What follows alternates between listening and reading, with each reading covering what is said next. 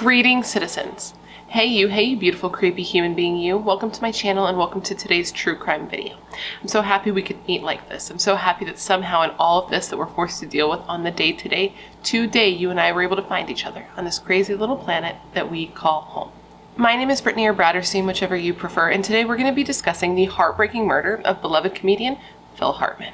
But before we get started, if you have not yet had the pleasure, please make sure to join the Brat Pack by subscribing and ringing that bell. I put out a new video every single week and I would love to hang out with you. Yes, you, specifically you, but I can only do that if you join the Brat Pack and become one of us. One of us, one of us, one of us. Alright, now that I'm done begging you to join my cult, we can go ahead and get into today's video. Now, today's video is one of my condensed crime cases, so it's a little bit shorter than, my Monday uploads. But don't worry, if you want longer videos, Mondays are still reserved for you. That's where I do my deeper dives, but Fridays are reserved for people who just want a little more of me throughout the week. So today I'm going to tell you the story of the heartbreaking murder of Phil Hartman. And at the end of this video, I want to ask you a question of the day. I'm going to give it to you now so you have it kicking around in your brain while we go through all the details, but I don't want you to answer obviously until the end. But the question of the day is this. What do you think happened the night that Phil Hartman was murdered? Like, what caused this situation to escalate to the point that it had such an extreme and tragic end? Let me know all your thoughts in the comments below after we go through all the details of this case. And now with all of that said, come gather around and let me tell you the story of the heartbreaking murder of beloved comedian Phil Hartman. Our story begins in the early morning hours of May 28, 1998, and this was in Encino, California, which is in the Los Angeles County. Police received a call from a man, and the man told the dispatcher that shots had been fired and one person had been killed.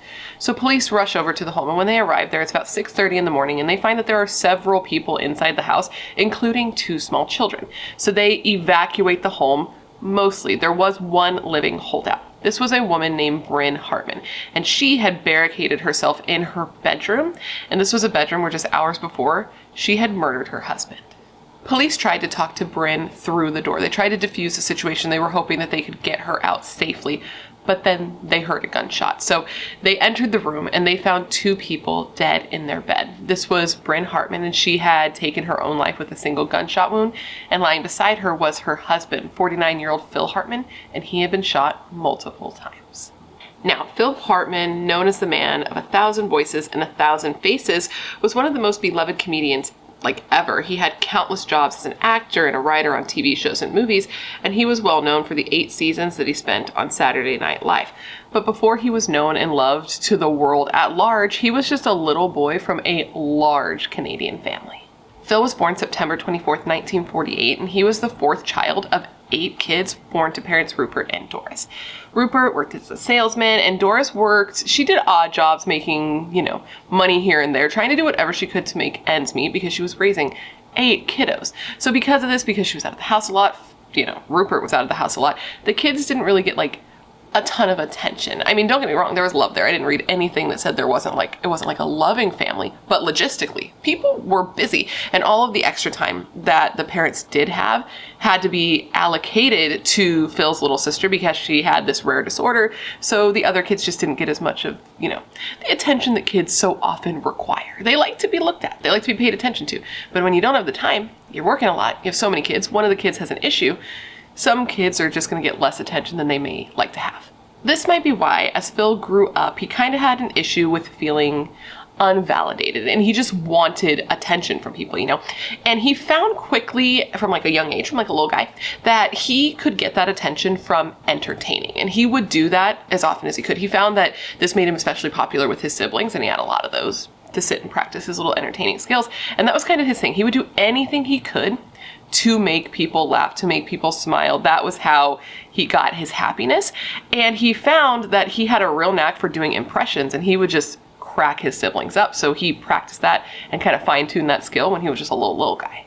Anyways, his family stayed in Canada, because remember, Canadian family, stayed in Canada until Phil was about 10 years old, and then they came down to the United States here, and they bounced around a little bit before finally settling in California, which is the perfect place for a budding potential star, right? Right. In high school, Phil was popular. He was super active socially. He did all the extracurricular things, but what was most notable was his participation in drama. He even went on to be voted the class clown.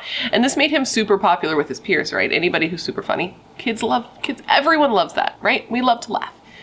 except for Phil's teachers. They didn't love it quite as much because, you know, it made him a bit disruptive. He was always cracking jokes. He was being a class clown. I was a class clown. My teachers did not like me. I wasn't like Phil Hartman funny, but they still were not a fan. And you know what? Speaking of Phil's high school career, whatever, this doesn't matter, but it's something that I found interesting and something I want to tell you. It's just like a little fun fact to people. In Phil's graduating class, there was a girl named Lynette Fromm. And you might recognize that name. And that's because Lynette Fromm was a Manson girl. Squeaky. Squeaky from the Manson family. She was in Phil's graduating class. I just thought that was crazy, and I wanted to tell you about it. So now I know that, and now you know that. Anyways, after high school, Phil went on to go to college, and in college, he was still seen as like the funny guy. So even though Phil was in drama and did like it and did succeed at that, he didn't actually pursue that in college. He didn't think that he could make a living doing acting. So he decided to pursue something else that he was good at. He was one of those people actually who was good at everything. Music, comedy, acting, and art. And that's what he pursued in college. He was really, really good at it. He even went on to draw like cartoons for the school newspaper. He did leave college for a little bit and then ended up coming back later. And when he did, he again continued pursuing art, and he got a degree in graphic design. And he actually went on to work for his brother's like music company and designed album covers, like popular album covers. Phil Hartman's the one who designed them. Now, Phil went on to get his first taste of like the live performance bug when his brother John and John's friends opened up a venue called Kaleidoscope. Now, this venue wasn't open very long, but it was super popular in the music scene when it was open. And this was a place where Phil flourished, which made sense because he was a big music guy, like one of his older brothers, and they worked together with some bands, and he went to like a lot of shows and met a lot of famous musicians. He even worked as a roadie touring around for a bit. Like, it truly sounds like this guy did everything and knew everyone. He just did so much cool shit and made so many friends. He had this type of personality that just made everyone want to know him. Now, as popular as Phil was with his friends, he was equally popular with the ladies. He was hot. He was funny. He was friends with musicians, and you know, ladies love that shit. And he was the type of guy that was always joking and laughing, but he was also the type of guy that when he loved, he seemed to love big and he loved deep, and he would write all these love poems and, you know, be all in. But he also seemed like he loved the idea of love more, like it was more in theory good for him than in practice, if you know what I mean. I feel like we know people like that, that are like these giant romantics and it's all in, all in, all in. But then when you're really in the situation, you're like, oh, this is real life. It's not quite as fun as what I had in my head. It was said that Phil was the type of guy who you really never knew, like the real Phil. He joked so much and pretended to be so many people that to actually see a glimpse inside him was rare. But who he really was a guy who was very deep, very introspective, someone who was just super curious about life and death and the universe, and very people knew and saw this Phil. And when it came to love, it sounds like he would chase, right? He'd get these big feelings, and then he'd chase the person, then he'd get in the relationship, and then it would kind of fizzle out. But then when it ended, it would be super dramatic, and it would be like the world was ending. And so this cycle kind of happened a lot, and he bounced around a bit from lady to lady. He just wasn't the type of guy to get tied down. He wasn't settling down. That was until he met a woman named Gretchen Lewis while on a beach in 1968. Apparently what happened is Gretchen was just walking down the beach with her dog, which was a poodle named Noodle. I know, kill me, so cute. And Phil saw her, and he was mesmerized. The two started to talk. They spent the day together. They had so much fun. They made plans to see each other the next day, and before you knew it, they were dating. They were all into each other, and it was filled with la passion. The relationship between Gretchen and Phil moved super fast and was very intense, but this was kind of commonplace for Phil. He'd get in a relationship, it would go really hot and heavy, but then Phil seemed to sort of withdraw into himself emotionally, especially if there were problems, if there was drama. He just wasn't the type to like want to deal with it. But before they got to that point, things were good. They got together, they ended up getting married, they moved in with a friend for a little bit before getting their own place. And it seems like once the realities of like being married and being in a committed relationship kind of sunk in, they both just kind of got bored. He withdrew emotionally from her, she kind of went to work and started having a little flirtation with the guy. And even though there wasn't any reported cheating, it just there was a rift between them and it didn't work out, and they did end up getting a divorce. It was said to be amicable though, like they didn't hate each other. They'd only known each other about 4 years when this happened, like they met, got married, and were divorced all within the span of 4 years. And it was amicable, like they didn't hate each other. Now, it was shortly after the divorce from Gretchen the following year that Phil got his first sort of break into comedy. Him and his friends had gone to this comedy club and they were hanging out, and the mic was unattended. Like there was a lull, the show wasn't starting it. And he was like, you know what I think would be fun? If I took this opportunity to go up there and kind of entertain everybody while they're waiting. So he actually did. He went up and took the unattended mic and he started, filling around as one does. And he was getting laughs. He was super funny. It's Phil Hartman. And people were noticing it. The regulars at the comedy club were noticing it. The people that were supposed to be performing but weren't up there yet were noticing it. And Phil had so much fun. So after the show, he actually went and found, I believe it was the owner of the club or the person who ran this comedy group. It was called the Groundlings. And he's like, how do I join? Because it sounds like a really fun time. And the rest was history. He did. He joined, he had fun, and now he was able to perform comedy live. I don't know why I forgot that sentence, but I did. Perform comedy live. Him joining this group really was the thing that pushed his career in that direction, right? And with practice came perfection, and Phil started to be really successful. He started moving up successfully in the success ladder, sure. And he started getting jobs, doing radio shows, doing commercials, TV, and movies. This was a great move for him. It was after this, after joining the Groundlings, that Phil met his next wife, and this was a girl named Lisa, and apparently she was very different for him, like a different match. He called her a firecracker. The two met at a restaurant, and as soon as he met her, he was infatuated with her. He was very interested in her. He needed to get to know her, so he asked her for her number. But nobody had a pen at the restaurant, which I thought was very weird. You gotta fill out tips, right? I don't know, it doesn't matter. Nobody had a pen. So he memorized her number. He's like, I got this. He memorized her number. He called her the very next day and they started dating. This relationship, again, moved super fast. I mean, one of their first dates was actually to a wedding, which is a choice, but they were really into each other. They got married, but then just as quickly as it began, it fizzled out. It seems like when it came to Lisa and Phil, they just weren't really compatible with each other's needs. And she felt at the time that they separated that he didn't even want to be with her anymore. So they get a divorce, and this one was less amicable. It was a bit of a harder divorce, and there was a lot of back and forth. They tried to get back together, and the magic was just gone. And it seems like this was really sad because they really did seem to love each other, even though they didn't work out. They they considered each other soulmates. Phil considered her to be his soulmate, and they never got back together. They did end up being friends after, the rough patch, after they were, healed enough to do so. They did end up being friends, but it seems like he would have liked it if they could have gotten back together. She definitely seemed like the one that got away for him, and he said later in life, she was that one. She was my soulmate, and that's who I should have ended up with. Anyways, SNL, the big boys. So many great people have been on SNL. We've got Fred Armisen. We have Adam Sandler. We have Andy Samberg. We have Kenan Thompson. We have Bill Hader. Love Bill Hader. So underrated. We have Will Ferrell. We have Eddie Murphy.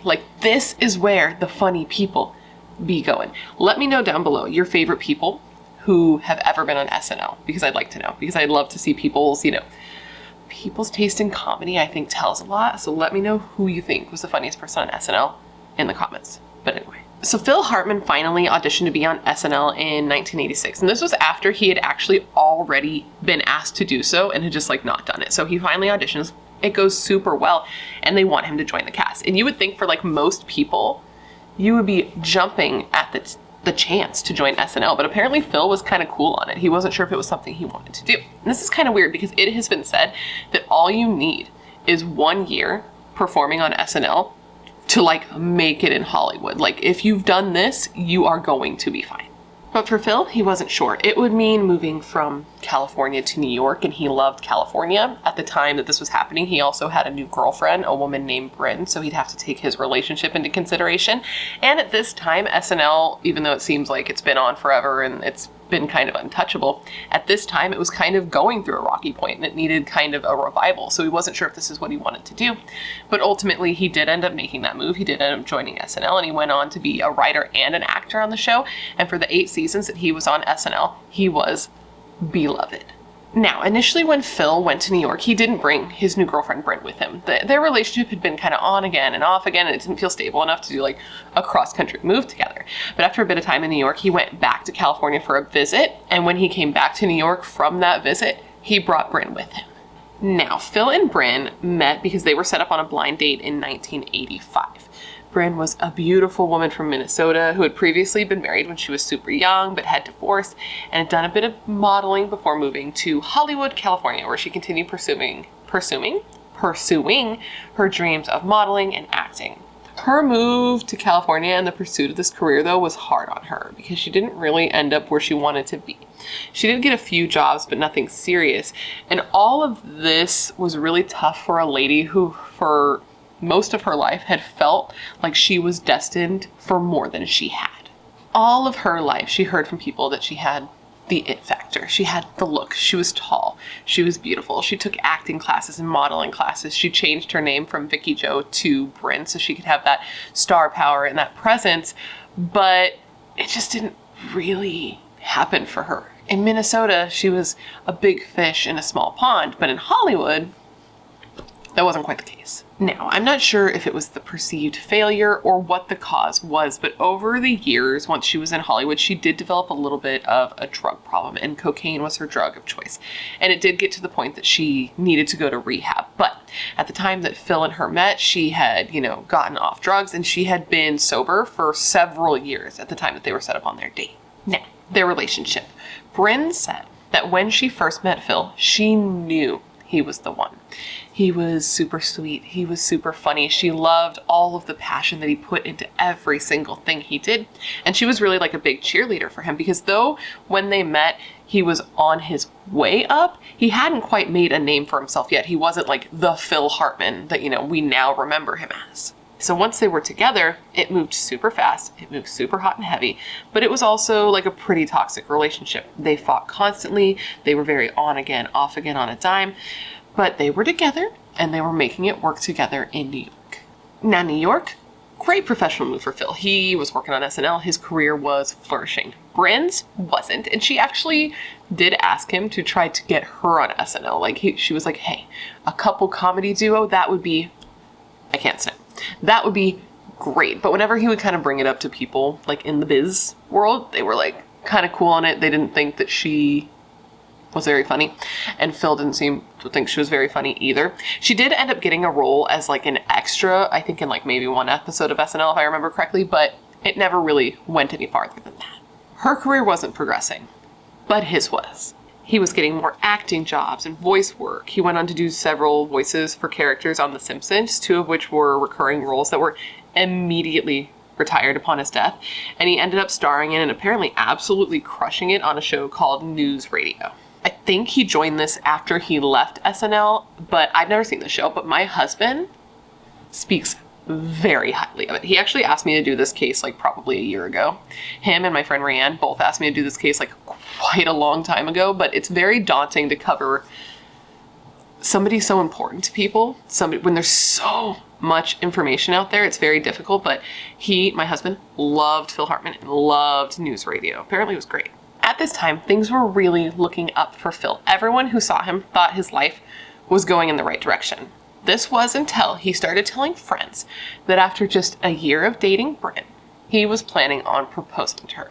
Apparently across the board, no one thought this was the right move for him. Even Elvira, the mistress of the dark who had worked with Phil, but was more importantly his friend, was like, this is a real bad idea, my guy.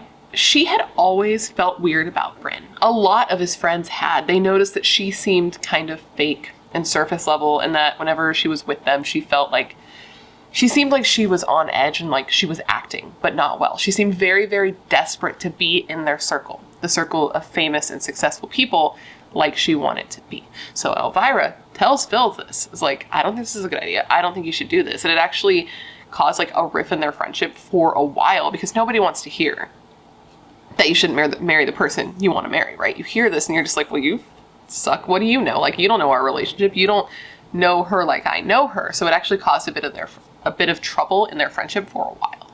But whether it was for love or whether it was because Bryn was actually pregnant, we will not know for sure. But Phil was intent on marrying Bryn, and the two did. They married in 1987 and then went on to have a bouncing baby boy. And then 3 years later, they had another child. They had a daughter. Both Phil and Bryn were said to be amazing parents. Phil really flourished as a father. He felt a love. He learned that there was a love out there that was like this. He had never felt anything quite like this. You know what I mean? And I feel like if you are a parent, you can understand this. Not to say you cannot feel love if you don't have kids, but it is a very different type of love. And my God, it's very intense. And Phil was gone a lot, right? He had like a very busy career, but whenever he was home, he was super present, super there with his kids. He played with them, he spent time with them, and he had a very good relationship with both of his children. Bryn was also said to be a very good mother. She was very involved and attention and nurturing and maternal, if you will.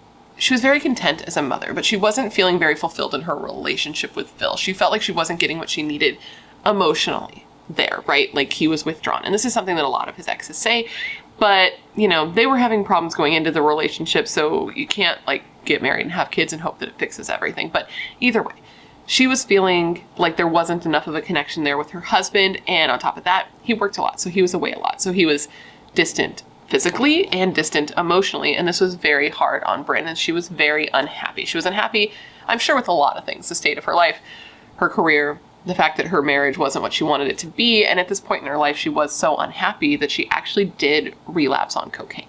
Now, this was an issue for Phil. He had never been into drugs.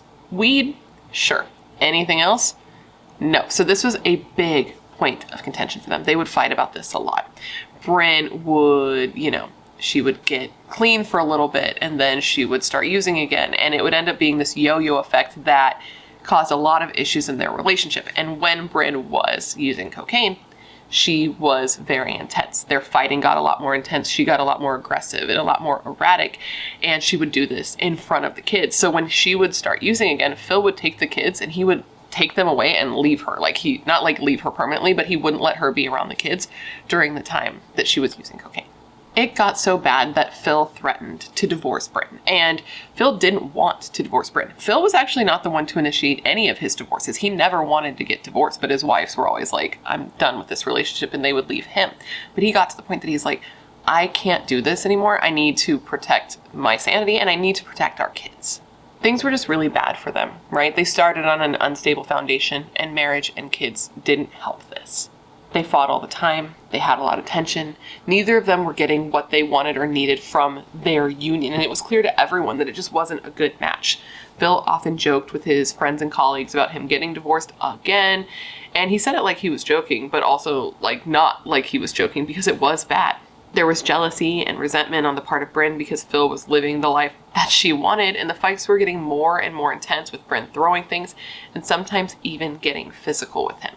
Like she would hit him and she would scratch him. People would see marks on him when he'd come into work for like makeup and stuff. They'd see that he'd been in an altercation, and it would get so bad that sometimes he had to physically restrain her just to get her to stop. It just seems like Bryn was a bit of a hothead, like she'd fly off the handle pretty easily, even when she wasn't using drugs. And when she was using drugs, it was even worse. Like, for example, to show like a little bit of an unhinged nature here. When Bryn and Phil had their first baby, his ex-wife Lisa, who he was friends with at this point, wrote a letter of congratulations. And Bryn was fucking pissed. She lost it. She wrote Lisa back a letter threatening her, telling her to watch her back, telling her to like stay away from her family.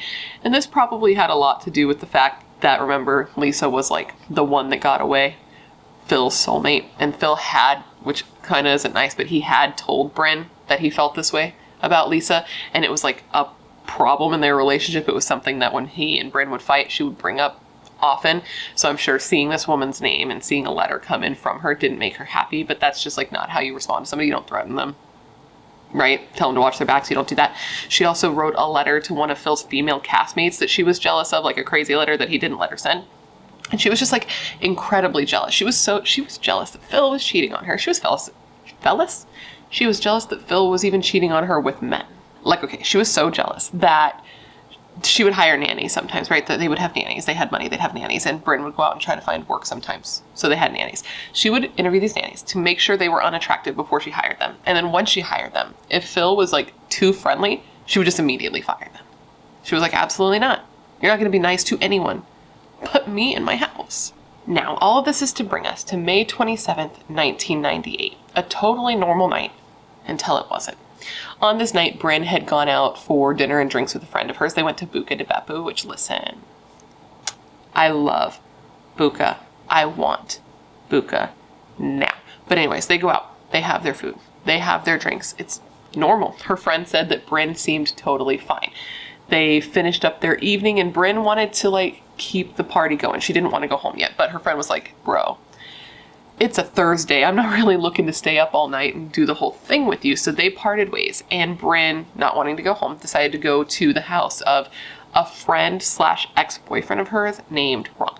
So she got to Ron's house at about 10 p.m. and where her girlfriend at Buca said she seemed fine, Ron said she definitely seemed agitated and on edge. She got there and she had some drinks, and as the drinks flowed, she started to, bitch about her life. She complained about Phil. She complained about their relationship. She talked about how the two should separate, how they should just divorce, how she wasn't happy, all that jazz. She stayed at his house for a couple of hours before finally leaving at about 1 a.m. to go back home to Phil and her kids. Now, what happened specifically between Bryn and Phil when she got home that night, we will never know, because no one who was in that room that night lived to tell about it. Just before 4 a.m. that night, Ron opened his door to find that Bryn was back on his doorstep, which he didn't want her to be there. I guess she had called him and asked if she could come back, and he was like, no, and then she did it anyway. So she shows up. He opens the door, and she's way more intense this time, way more high energy, erratic. She's in her pajamas, she's barefoot, and as soon as he starts talking to her, yo, what are you doing here? It's 4 o'clock in the morning. She immediately is freaking out. She's like, don't yell at me. Phil always yells at me. And he's like, I was literally just talking, hello. He said she was clearly intoxicated because as she walked in the house, she went to sit on his couch and she was so disoriented that she missed the couch and fell on the floor.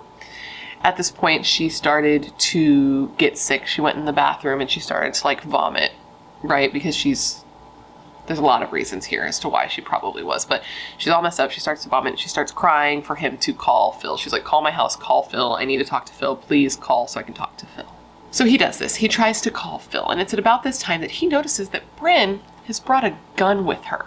And he's like, what the why do you have a gun? Why do you, frantic drunk woman, have a gun in my house? And he asks her, why do you have this gun, dude? And it's at this point that she shocks him. She starts crying super duper hard, and she tells him, I killed Phil. And he asks her, what? Why? And she says she doesn't know. Now, when she says this, he doesn't believe her. He thinks that she's drunk, she's belligerent, there's no way that's true. He looks at the gun, he thinks all the bullets are there, and he's like, okay, no, she's just crazy. This definitely didn't happen. So he spends the next couple of hours taking care of her because he's actually worried that she's going to OD. So he keeps her in his house, helps her get to a sober-ish point, gives her water, all that jazz. And when she's to a point that he feels like she can at least drive back to her house after a couple of hours, he's like, okay, you need to go home. You need to go home to your husband, to your kids. So she gets in her car, and he gets in his car and drives behind her to follow her to make sure, that she gets home all right. It was during this drive that he started to get the nagging feeling that something might actually be wrong here. He felt like he didn't know what he was going into, but that it probably wasn't good, and that maybe Bryn did actually do something to Phil. So he follows behind her, and she's driving like a crazy person. She's swerving all over the road. She's running red lights. To be fair, she was pretty intoxicated, but he follows her. They get to the house. They get out. They walk into the home together. He follows Bryn because she walks right to her bedroom. And as soon as he gets to the door of the bedroom, he sees inside, and he sees that what Bryn said was true. Phil is there, lying on the bed, and he can see that Phil is clearly dead, and that he had been shot in the face. At that moment, Bryn falls to the ground screaming and crying. It's kind of like the vibe I got from that is that she had kind of convinced herself that it wasn't true, that she had somehow imagined it, but in seeing it, she knew that she had actually fucking did this, and she locks herself in the bedroom. She locks herself in. Ron's on the outside. He's like, holy fuck, what did I just see? And this is the point where he calls 911 and reports what he's found. And then Bryn, while she's in the room, she actually calls a friend of hers. And she tells this friend what she did. And I'm just like, can you imagine getting this phone call? This is what you're waking up to. It's early as hell. It's 6 o'clock in the morning, and your friend's calling you in hysterics saying that she murdered her husband. Anyways, this friend and her husband immediately drive over to the house. They're not very far away. They go, Ron lets them in. So these people are in the house. Ron are in the house. And it's at this time that Bryn makes another phone call. She calls her sister and she tells her sister, like, listen, I need you to make sure that my kids know that I love them. Keep in mind, while all of this is happening, both of those kids are in this house. I believe they were 9 and 6 at the time. I don't know if at the time they knew what was going on. I read that the son had heard the shots, but didn't know what they were because he was a child. But they wake up in this house. It's filled with people. I don't know if they know these people. They probably have seen these people, but why are you in my house in the morning? Police are showing up, and their parents are locked in a bedroom together. So police are here at this point. They get there. They see all these people. They evacuate the home. They take everybody outside except for Bryn because she's locked herself in the room and she has a gun. So it's like a standoff situation at this point. So outside are her friends, her and Phil's friends, their kids, the police, the media. Everybody is out there hoping that there's going to be a good outcome here, that there's going to be a resolution, that they're going to find out what happened. But then they hear a shot. Police officers enter the room and they find 49-year-old Phil and 40-year-old Bryn dead in their bed. Phil had been shot 3 times. He was shot once in the chest, once in the neck, and once in the face. And it's believed that he was shot while he was like laying in bed trying to sleep. What people think happened is that Bryn came home. She was all messed up. They got into a fight. And Phil, like he usually did, removed himself from the fight and was like, you know what? I'm just going to go to bed. Went to go to sleep. And Bryn stewed in her anger before getting a gun, coming back, and just shooting him while he laid there. Now, why did this happen? We'll never really know. People have thoughts, but I mean, they're both dead, so we'll never know what happened in that room. But I know it was determined that at the time that Bryn killed Phil and then killed herself, she was like heavily under the influence. She had a lot of cocaine in her system, and this right here could have been, you know, the cause of their fight. I mean, we do know that Phil had a big issue with her using cocaine and that he had threatened to leave her, so it's possible she came home, he knew she was, you know, all high, and he was like, this is, you know, and that, you know what I'm saying? Like, that could have easily caused the fight. And speaking of the cocaine, something that I read that I was like, holy shit, like, it's crazy. So apparently, I don't know if it's true, if it's alleged, or it's what people thought, but it's believed that the person who gave Bryn the coke that she was on when she killed Phil was Andy Dick. And Andy Dick was at a bar, and Phil's best friend, one of Phil's best friends, this was John Lovitz. I'm sure you are familiar. John Lovitz saw Andy Dick. And having no place to direct his anger at the murder of his friend, he went and he like attacked Andy Dick in this bar. He like grabbed him, he slammed his head into the bar, and he blamed him for his friend being killed. Which, that's very sad. Like, it's hard when you don't have anybody to blame for what happened, which it's not okay to like attack somebody, and it's not fair to blame somebody who gave her the drugs for the murder taking place. But I also understand like misdirected anger. I cannot imagine losing my best friend like that. I'm not even gonna get into it because I could cry. Oh God, I'm going to. No. But it wasn't just the coke in Bryn's system. I'm just gonna work through this. It wasn't just the coke in Bryn's system. She also had a lot of alcohol in her system, and she had Zoloft in her system. And a lot of people believe that the Zoloft like greatly contributed to this tragedy. Bryn's brother even ended up taking out a wrongful death suit against Bryn's doctor, and actually the makers of Zoloft claiming that the Zoloft in her system, which he believes she did not even need to be prescribed, altered her state of mind and caused her to do what she did. They never did go to trial because they came to a settlement of $100,000, but the people that were being sued never admitted any guilt. They don't believe that Zoloft actually contributed, considering Bryn did have like erratic behavior prior to being prescribed Zoloft anyway. People do believe that she wasn't in her right state of mind when she did what she did, though. Like, I mean, it could be said pretty across the board that she was probably pretty messed up with all the stuff in her system. And it's even been said that there was so much of each of these things in her system that she probably had no idea what was going on when she actually did kill Phil. Which, okay, maybe that is true. But like, a lot of people drink, a lot of people do cocaine, a lot of people take Zoloft, and they do not do what Bryn did.